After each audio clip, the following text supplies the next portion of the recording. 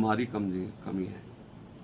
हमारे प्यार और हमारे शासन में इतनी सामर्थ्य होनी चाहिए कि हमारे बच्चों का मतलब होता है जैसे कुम्हार चाक में रख करके मिट्टी को रूप देता है ना, माता पिता वही हैं, कुम्हार हैं। बच्चे को जैसा चाहे, गर्भ में उपदेश मिला प्रहलाद जी को नारद जी का तो महान भक्त बन गए।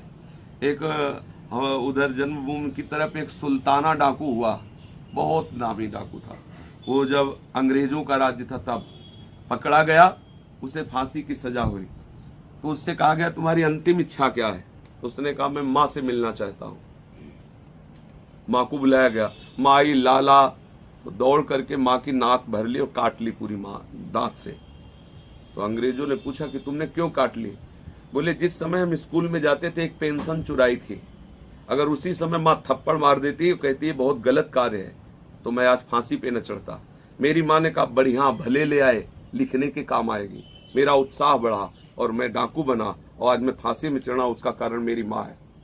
नाक काट ली अपनी माँ की। तो अगर माता पिता सतधर्म परायण होकर साथ, मेरा बच्चा कहता प्याज खाएंगे, मेरा बच्चा कहता शराब पीते हैं, मांस खाएंगे, तो मेरा बच्चा जो कहे उसकी प्रसन्नता के लिए हम उसे छूट देते चले जाए। तू मेरे घर में तभी प्रवेश होगा जब ऐसे आचरण वाला होगा। फिर हमें याद आती जन्मभूमि की, हम लोगों के माता पिता ऐसे नहीं थे। अगर कह दिया कि धूप में खड़े रहो तो प्रश्न नहीं होगा, केवल खड़े रहोगे। अगर प्रश्न किया तो पहले घूसा में लपशंका निकल जाती थी। जे भी पीठ में धम्म से और गाल में चट से पड़ा तो सब हिसाब किताब बराबर, और ऐसे ऐसे कांपते। तो बिल्कुल जहां खड़े वहीं खड़े, उसका परिणाम आपके सामने बैठे। जिस दिन हम बाबा जी बने थे वो पिताजी आज बहुत मतलब शेर दिल आदमी, जीवन में कभी अधर्म में कदम नहीं रखा। हमारे परिवार में वंश परंपरा में कभी प्याज लहसुन बीड़ी सिगरेट और सब ऐसा नहीं। तो जब बाबा जी बनने तब उन्होंने कहा खड़े हो, हम भयवश नहीं खड़े हुए।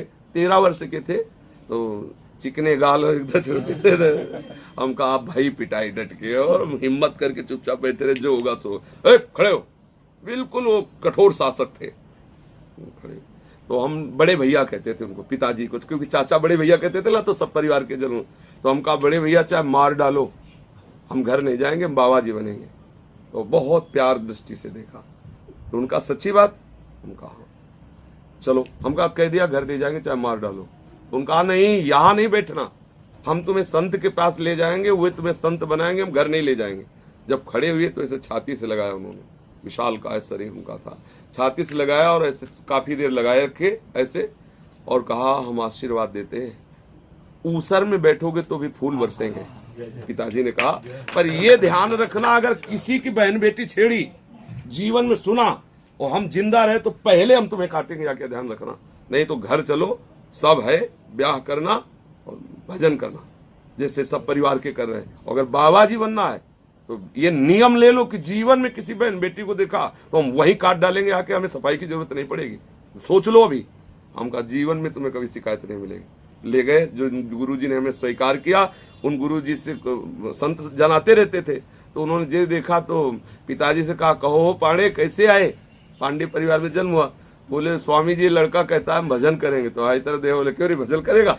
हम कहा हाँ महाराज जी भजन करेंगे। बोले एक हफ्ता छोड़ दो, एक हफ्ता में तब घर भाग आएगा या हम एक हफ्ता में दीक्षा देंगे। एक हफ्ते उन्होंने हमारी कड़ी परीक्षा ली और बड़ी कठिनता की सब सेवा और डांट फटकार सब। एक हफ्ते बाद घर सूचना भिजवा दी कि ये संत बन जाएगा, और उन्होंने दीक्षा दी।